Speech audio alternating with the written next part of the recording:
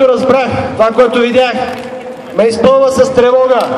С тревогата, че българските държавници не са на тази висота, на която трябва да бъдат, за да защитят българските национални интереси.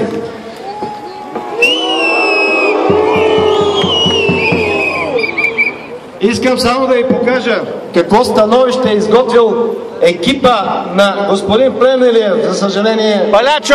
За съжаление, президент на България. Палячо президент! Аз му казах, че съм категорично несъгласен с това становище и моля да го кажа пред медиите, когато съобщава сега пред обществеността. В това становище, уважаеми българи, се говори за военна агресия на Русия в Украйна.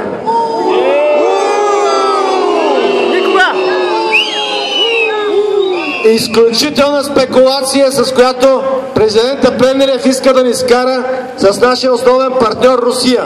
Къде видяхте, господин Плевнелиев, военна агресия в Украйна? Къде видяхте? Аз видях военна агресия в Югославия преди 15 години, защото на днешната дата, на 24 март, ада се изсипа от небето над една братска православна държава. Убиха 2500 души, сред тях имаше българи.